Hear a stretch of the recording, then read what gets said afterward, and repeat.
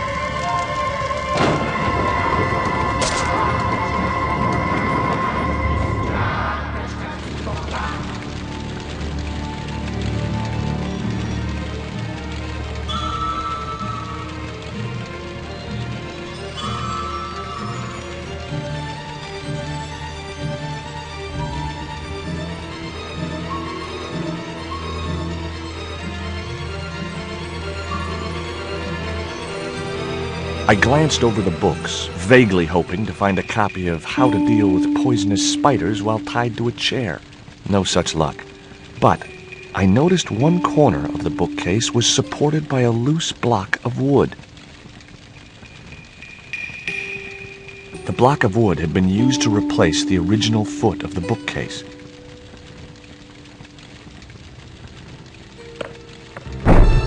Maybe I'd been a little heavy-handed, but it was a question of survival. Of course, I was still tied to a chair in a burning house with no means of escape.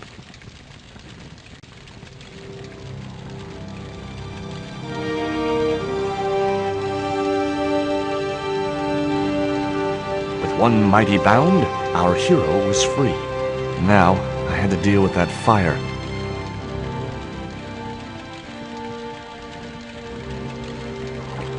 Inside, I found a bottle of tequila. Normally, I didn't drink strong spirits, but today was far from normal. Ew. Disgusting.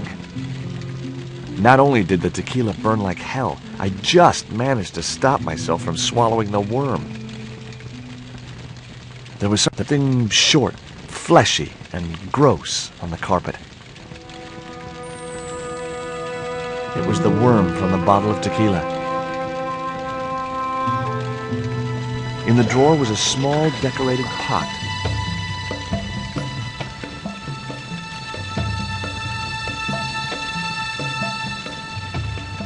The pot contained a key.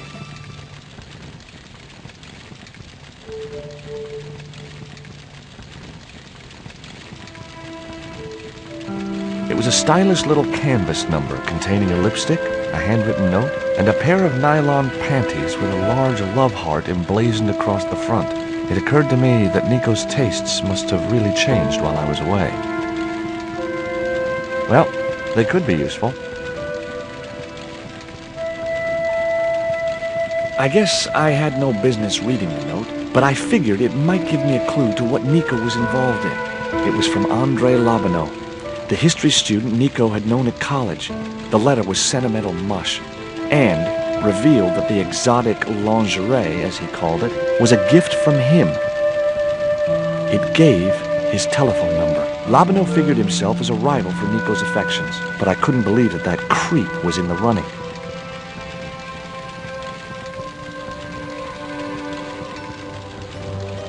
That dart was sharper than a mosquito's business end. But this didn't deter me from getting it anyway.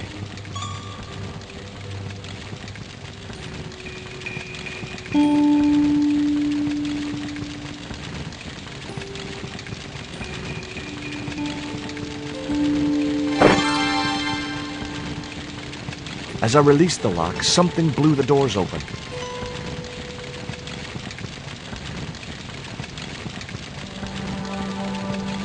The panties I'd found in Nico's bag were just what I needed to wrap around the hot cylinder.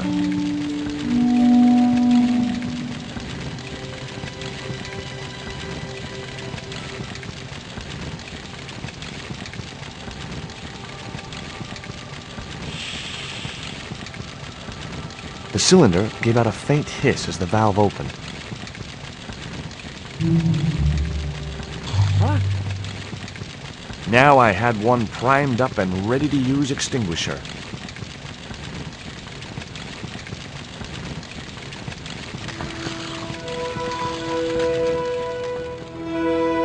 With a well-aimed squirt of his soda fountain, our unshakable hero saved the day. Now it was time to start looking for Nico. I wasn't going to burn myself on that red-hot doorknob, and it wasn't the time for subtlety.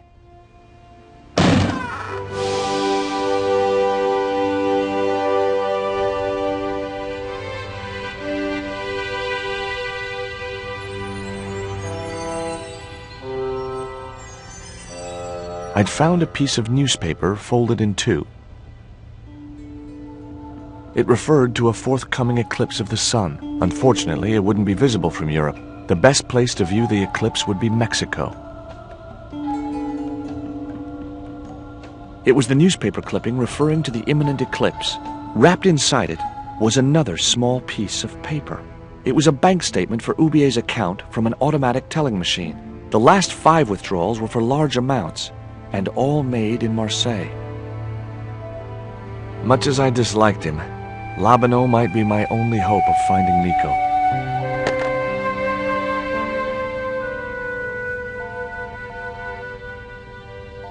Hi, Andre? Who is this? It's George Stobart, Nico's boyfriend. Don't you mean ex-boyfriend?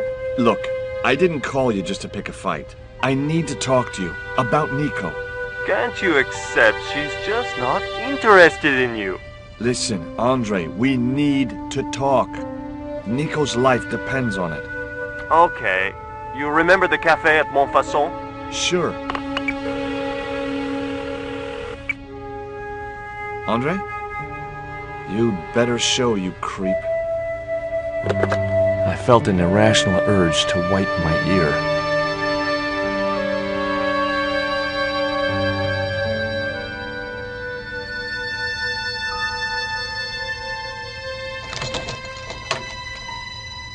I unlocked the door. I wasn't looking forward to meeting Lobineau again, but he was my only link with Nico.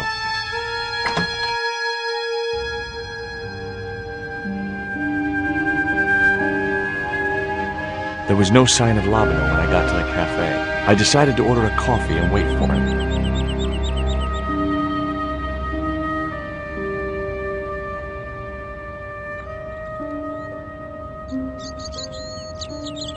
It was too hot to sit inside the cafe. Besides, I might miss Lobineau.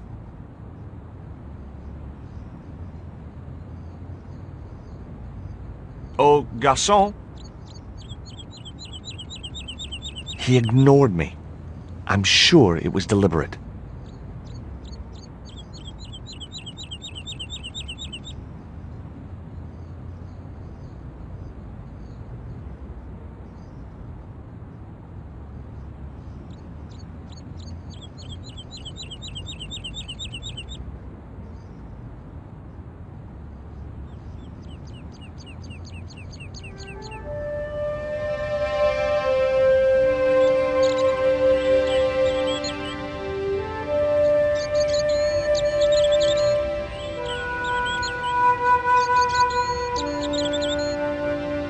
It was a small silver flask from which the man was topping up his glass.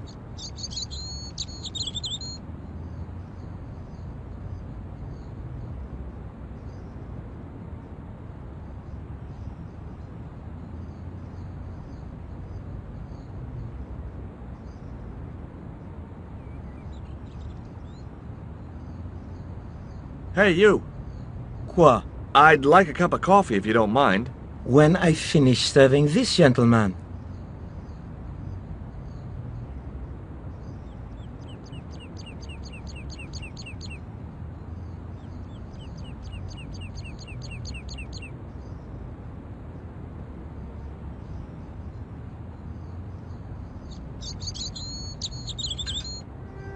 Un café.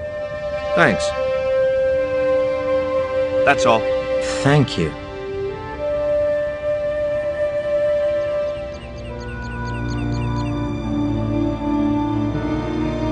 Well, well, this is a surprise, Georgie.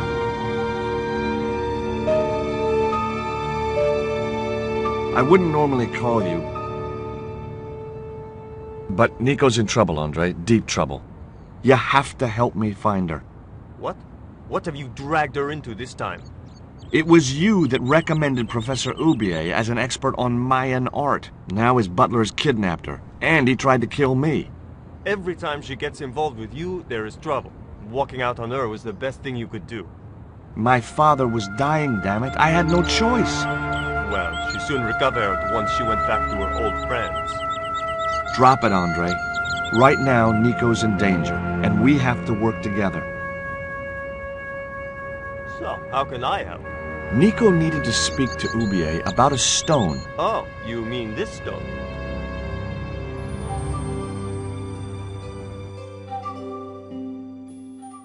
So that's what all the trouble's about.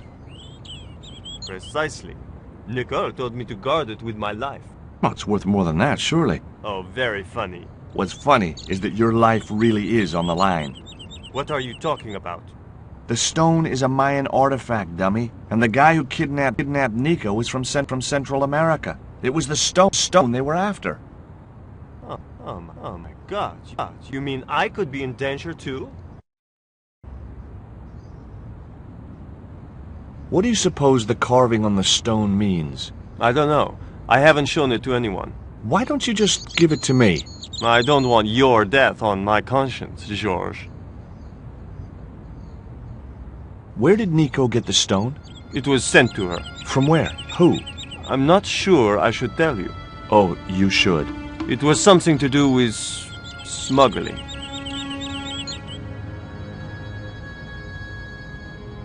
Why didn't Nico take the stone to Oubier? I don't know.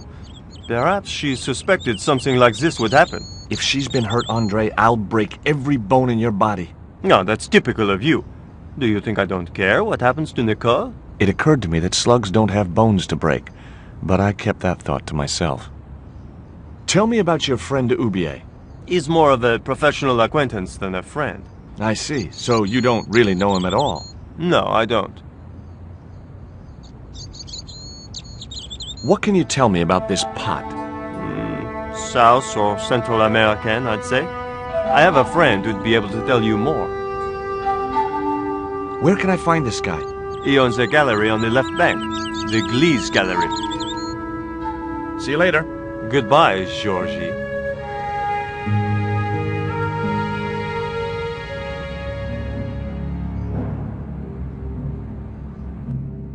I've had enough of your games, Kala. Tell me what you've done with my stone. I thought your business was simply smuggling cocaine, Karzak. Why are you so interested in that stone? Either you tell me what I want to know, or Pablo here will make you talk. Okay. Well, I figured someone at the university would be able to help. So I had a word with one of my girlfriends, and she told me her boyfriend was a lecturer. I sent the stone to the Department of Ethnology. You know, I figured it was South American, so... You're not buying this, are you? That's enough! I don't have time to listen to your mindless prattle. We'll leave you to think it over. Come the morning, you'll be ready to talk.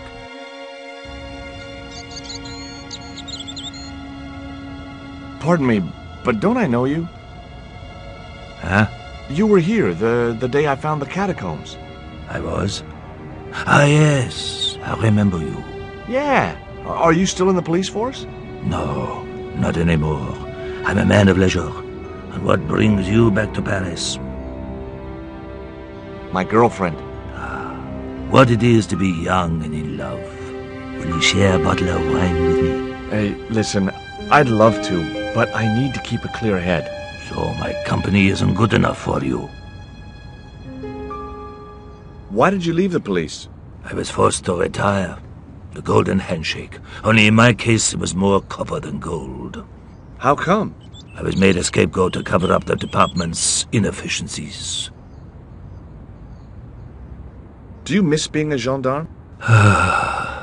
Yes, of course I do. When I wore that uniform, I commanded respect. Not anymore.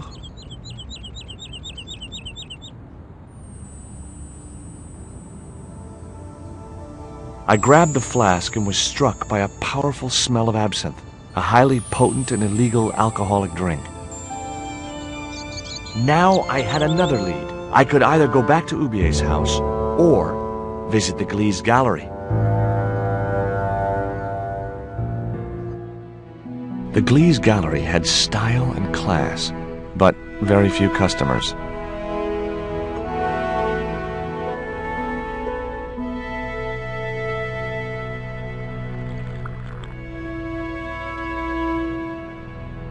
Are you Mr. Gliese, the owner? Good God, no. Then I guess that must be him over there, right? Your powers of deductive reasoning astound me. Would you give me your opinion on this pot, sir?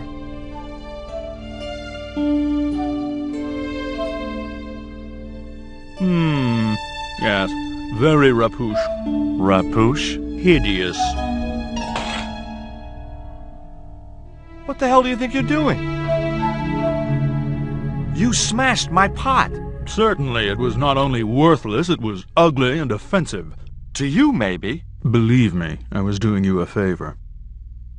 I wasn't going to waste any more breath talking to that pompous blimp. Maybe I could...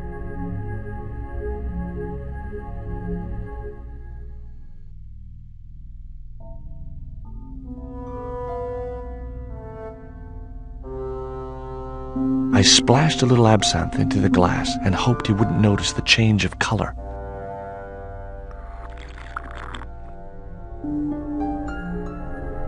Did you put something in my drink? Yeah, I did.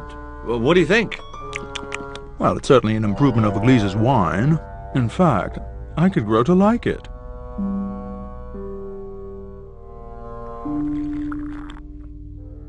Allow me.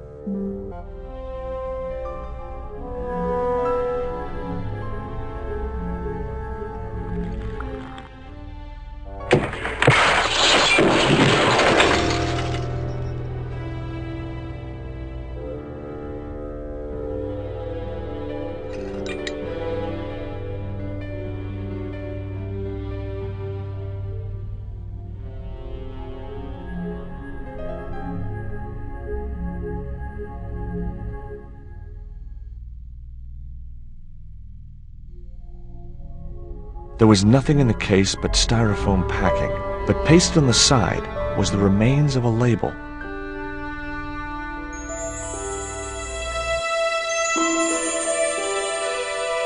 Underneath the logo of a flying bird were the words Condor Transglobal Mars. The rest of the label was missing.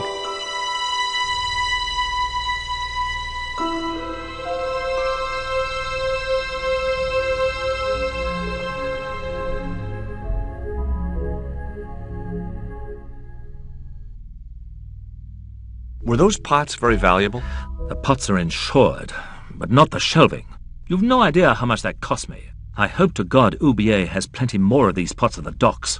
If not, I'm ruined. It was beginning to make sense. Hubier had organized Nico's abduction. Hubier withdrew money from Marseille. Hubier was connected with Transglobal, who shipped their goods from a warehouse in Marseille. That's how the torn Transglobal label had once read. Marseille, not Mars. It wasn't much of a lead, but it was all I had. I set off immediately to catch the evening train.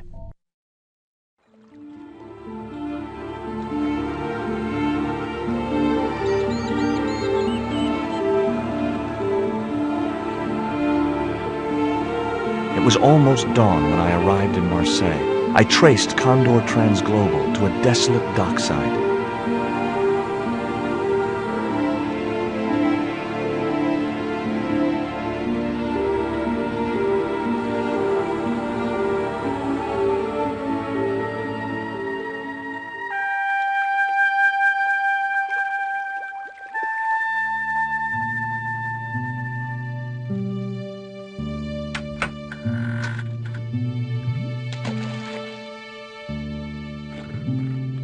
The spike held a stack of papers which appeared to be shipping documents. None of them referred to Condor Transglobal.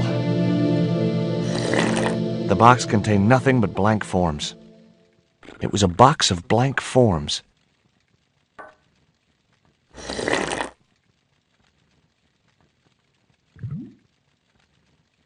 Ouch! Gotcha! That'll learn you to leave things alone.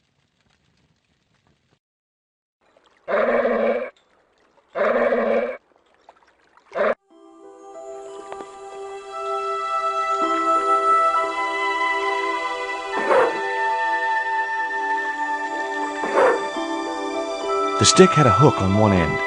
I figured it was a boat hook for hooking boats.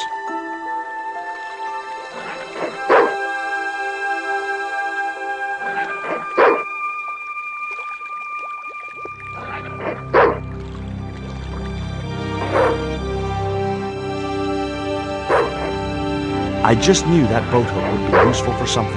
As for the bottle, even if I couldn't find a use for it, I'd cleaned up the dock a little.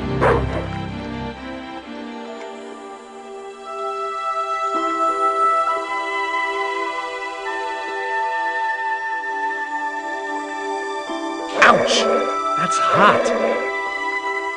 It was the beer bottle that slob of a watchman had dumped in the sea, now half full of filthy dock water. The label read, "Surge, the beer that clears your head." The bottle was half filled with water. Maybe it would cool the cone down enough to touch it.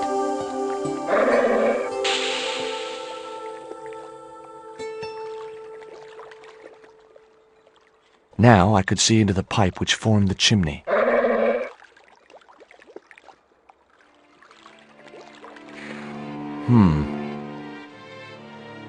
The bottle had blocked the chimney, and the hut was filling up with smoke.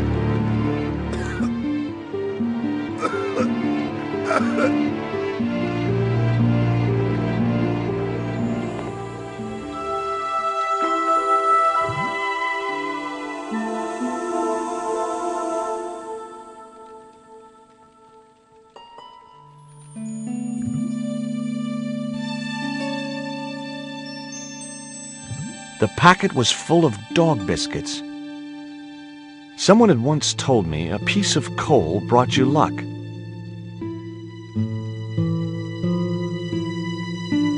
Who was I to argue with irrational superstition?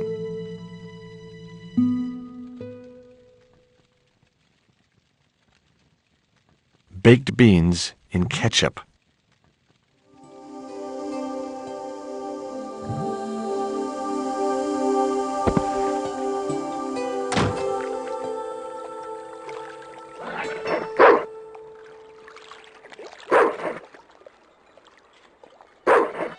Here, boy, have a nice crunchy biscuit.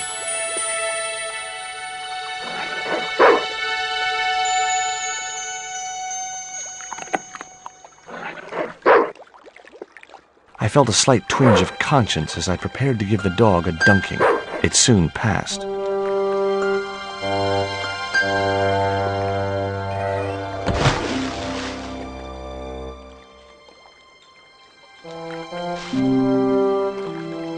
As I'd expected, the dog could swim like a dog.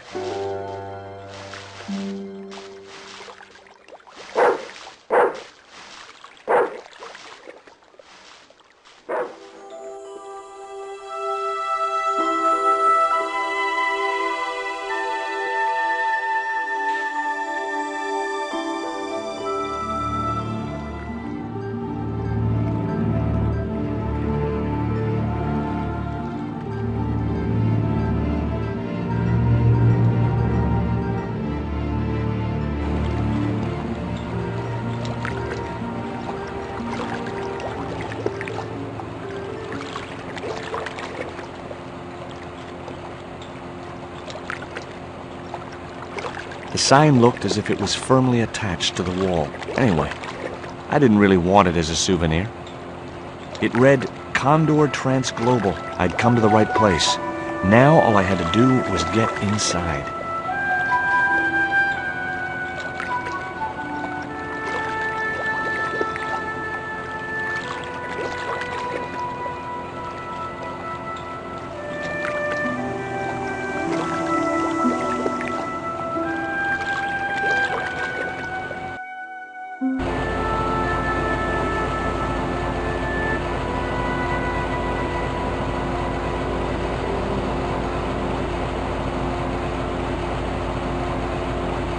It was the creep who'd kidnapped Nico, and I had a score to settle.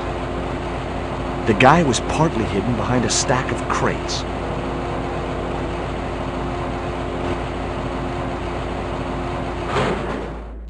That did the trick. The fan clunked and shorted out as its blades were mashed by the boat hook. Hey, you make any more noise, I break your arms. That bully needed to be taught a lesson. Garzak's already mad because we didn't get the stone. You give me any trouble, I'll tell him it was all your fault. Karzak? That must be his boss.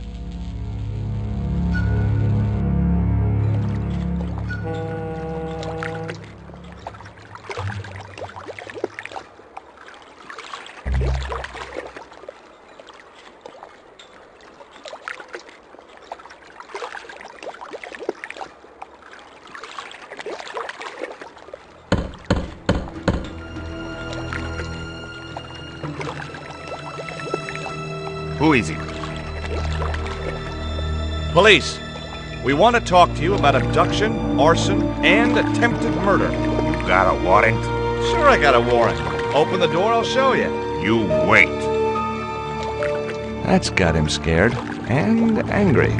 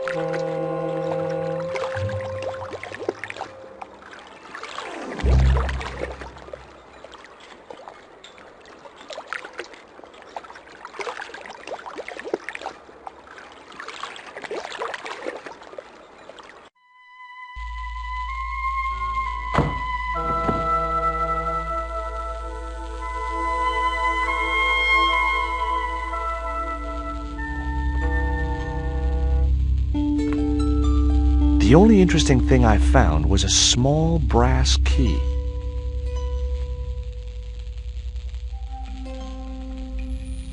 Among the paperwork which adorned the notice board was something which caught my eye. It was a delivery note from Condor Transglobal, and the address was Coromante City.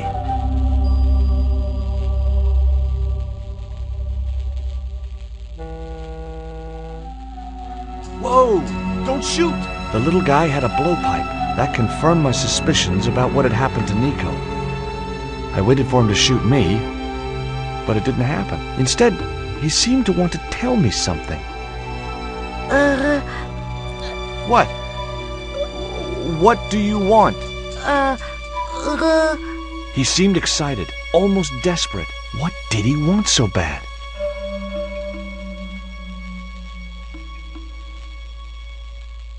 Hi. I'm not going to hurt you. Quaramonte! Is that where you're from? Coromante City? Quaramonte! Quaramonte! Okay. What does this key unlock? Huh?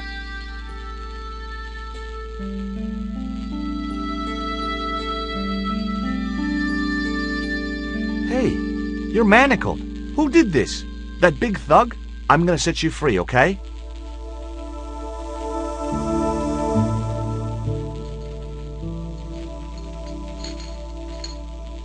Hey, come back here!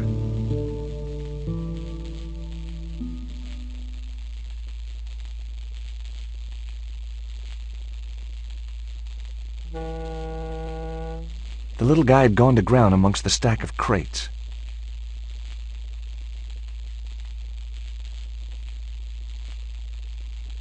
I couldn't pry the doors apart with my bare hands. There was usually an easier way to do it.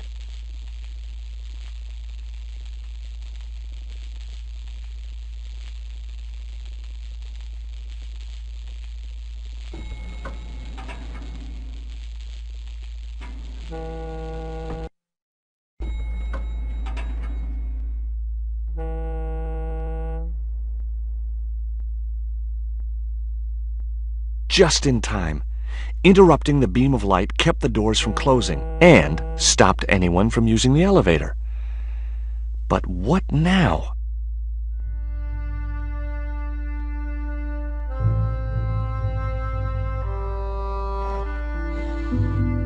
There. That would keep the doors from closing.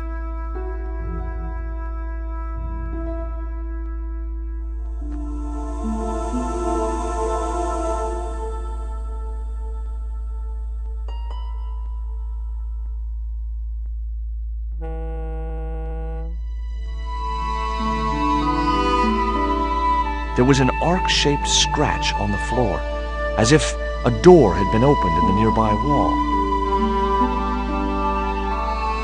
My fingers traced the outline of a secret door in the wall. Then I found a small round stud, which was set flush to the surrounding wooden paneling.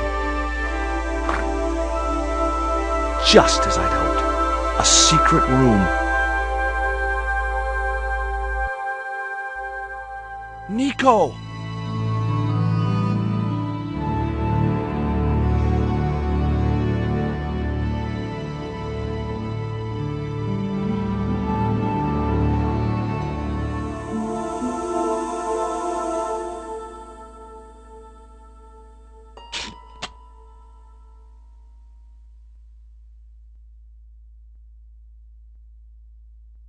There. How are you feeling? Oh, thanks, Georges. How on earth did you find me? I knew Oubier had been in Marseille. But never mind about me. How about you tell me exactly what's going on, starting with that Mayan stone? I picked it up from one of Carzak's men in Paris. I was expecting a consignment of narcotics. Drugs? Yes. The proof I needed to expose Carzak's smuggling operation. I'd set it up to act as his courier, and once I had the proof, I planned to go straight to Inspector Mou. But instead of the dope I'd expected, they sent me that stone instead. And to find out more, I called Professor Oubier, who invited me to his mansion. At least, I thought it was Oubier. I don't get it. If Carzak's business is drugs, why is he so desperate to get his hands on that stone? Maybe it has some significance to the local people in Central America. It could be Carzak's means of getting them to work for him. Anyway, we've got to get out of here. Nico, wait!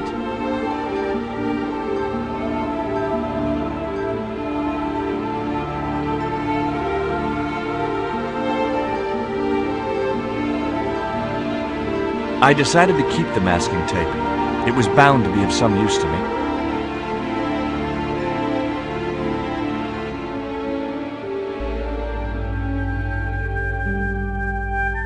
We can't use the elevator. If that thug Pablo's recovered, he'll be waiting for us. We've got to do something. Where does that door lead to? I'm not sure.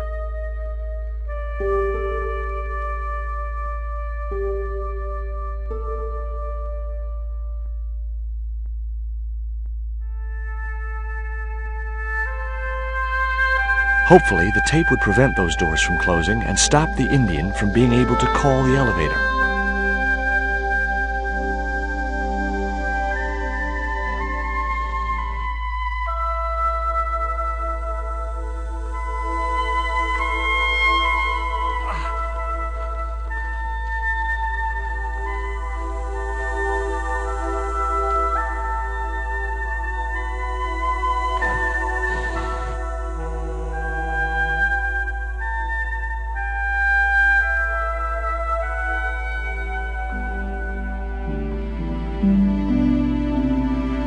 The pallet rose about 6 inches off the floor, and I said a silent prayer to whoever had discovered the power of hydraulics.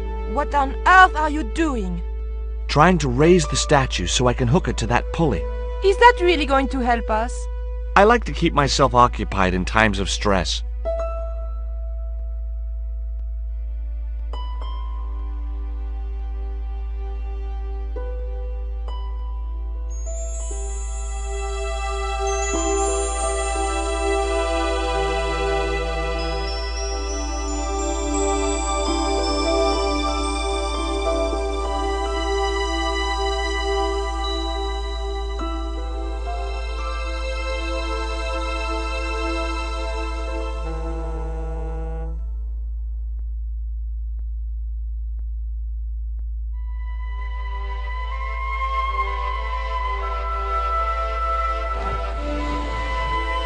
It was too heavy for me to move on my own.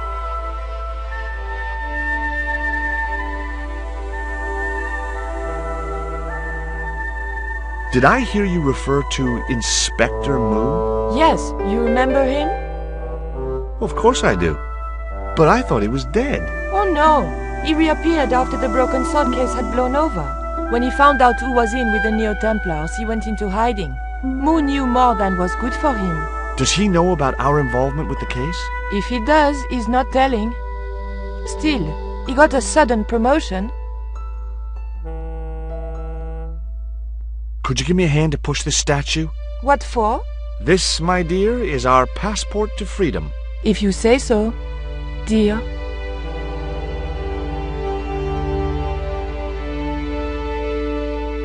Okay, push!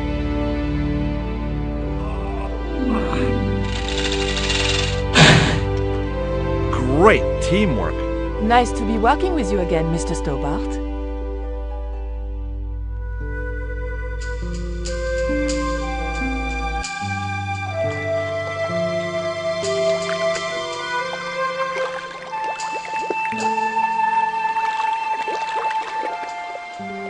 Nico, I have a great idea.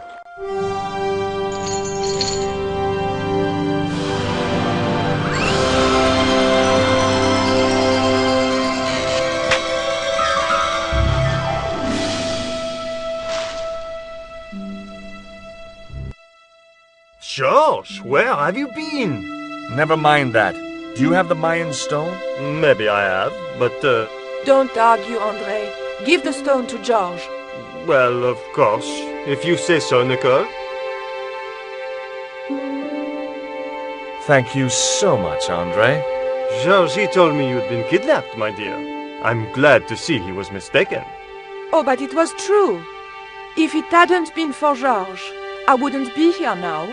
It's not finished yet. Karzak's thugs will be back for that stone, you can bet. The best lead that we have is Coromonte City. Coromonte? It's in Central America. That's where Ubier gets his artifacts. That's all we needed to know. Come on, George.